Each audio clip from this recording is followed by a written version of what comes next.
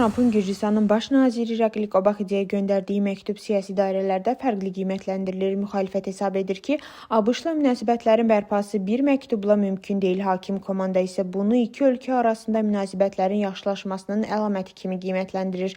Tramp məktubunda təbrikə görə təşəkkür edib və əməkdaşlığın gücləndirilməsini gözlədiyini bildirib.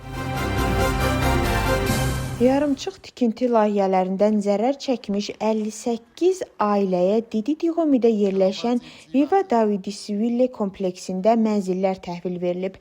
Layihə vaxtından əvvəl başa çatdırılıb. Proqram çərçivəsində indiyədək 2500-dən çox ailə mənzillə təmin olunub. Tbilisidə uşaq bağçalarına qeydiyyatın 3-cü mərhələsi başlayıb. Bu mərhələ ümumi qeydiyyatı nəzərdə tutur və 2-6 yaş arası bütün uşaqlar yaşayış yerindən asılı olmayaraq dövlət bağçalarına qeydiyyatdan keçə bilərlər. Qeydiyyat Agentliyin rəsmi internet səhifəsində aparılır. Tbilisi şəhər məhkəməsində Sfero Holding işi üzrə məhkəmə prosesi davam edir. Bugünkü iclasda 2 şahid zərər çəkmiş şəxs və müstəntiq dindiriləcək. Zərər çəkənlər dövlətin ziyanının ödənilməsi prosesinə qoşulmasını tələb ediblər. İş üzrə ümumilikdə 570 nəfər zərər çəkib. Interpolun qırmızı bülleteni ilə beynəlxalq axtarışda olan Türkiyənin 2 vətəndaşı Batumidə saxlanılıb. Onlar Türkiyə hüquq mühafizə orqanlarının müraciəti əsasında axtarışda olublar. Hazırda onların ekstradisiya ilə bağlı prosedurları davam edir.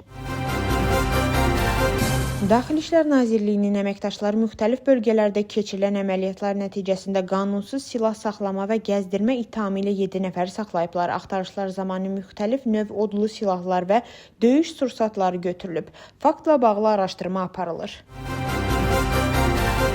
Ukraynanın 2 vətəndaşı narkotik vasitələrin qanunsuz dövriyyəsi ilə bağlı saxlanılıb. İstintaqın məlumatına görə onlar xüsusilə külli miqdarda narkotik maddələrin satışını planlaşdırıblar.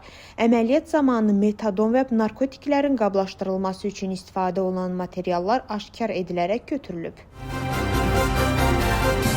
ABŞ İran ərazisinə yeni hücumlar həyata keçirir. Bu barədə ABŞ Mərkəzi Komandanlığı məlumat yayıb. Bildirilir ki, zərbələr artıq 9-cu gecədir davam edir və İranın hərbi dəniz qüvvələri kəşfiyyat və hava hücumundan müdafiə obyektlərini hədəf alıb.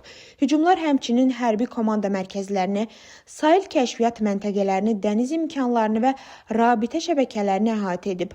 Bundan əvvəl İraqın şimalında bir ABŞ hərbçisinin vurulmuş İran dronunun partlamamış sursatını zərərsizləşdirərkən həlak olduğu bildirilmişdi. İran Dövlət Agentliyi isə İranın düşmən hədəflərinə raket zərbələri endirildiyini açıqlayıb. ABŞ dövlət katibi Marco Rubio bildirib ki, Vaşinqton İranla münaqişənin diplomatik yolla həllinə hələ də açıqdır. Onun sözlərinə görə İranın hakimiyyət sistemində daxili parçalanma getdikcə daha aydın görünür. Rubio qeyd edib ki, bu problemləri İran ilk növbədə öz daxilində həll etməlidir.